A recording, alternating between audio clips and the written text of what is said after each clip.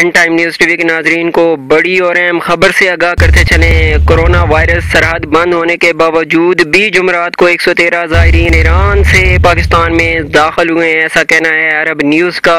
ایران میں کورونا کے کیس سامنے آنے پر پاکستان نے 16 مارچ کو اپنی سرحد بند کر دی تھی، لیکن زائرین کی آمد کا سلسلہ اب بھی جاری ہے۔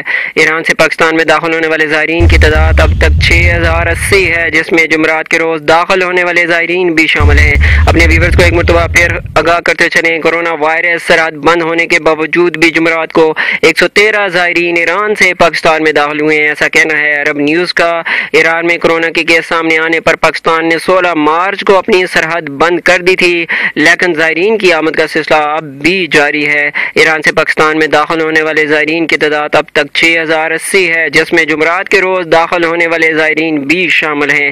پاکستان میں کورونا سے متاثرہ افراد کی تعداد 1526 ہو گئی ہے۔ پاکستان میں اب تک جو کورونا کے باعث ہلاکتیں ہوئی ہیں ان کی تعداد 13 ہے۔ اپنے ویورز کو یہاں پر یہ بھی بتاتے چلیں کہ حکومت کی جانب سے یہ غیر ذمہ داری اور غفلت کا جو رویہ اپنایا گیا ہے، اس کی ذمہ داری کس پر عائد ہوتی ہے؟ ابھی تک حکومت کی جانب سے اس حوالے سے کوئی جواب سامنے نہیں آیا، لیکن یہ ایک بڑا سوال پیدا ہو گیا ہے۔ اپنے ویورز کو ایک مرتبہ پھر بتاتے چلیں، کورونا وائرس سرحد بند ہونے کے باوجود بھی جمعرات کے روز 113 زائرین پاکستان میں ایران کے راستے سے داخل ہوئے ہیں۔ ایران میں کورونا کے کیس سامنے آنے پر پاکستان نے 16 مارچ کو اپنی سرحد بند کر دی تھی، لیکن زائرین کی آمد کا سلسلہ اب تک بند نہ ہو سکا۔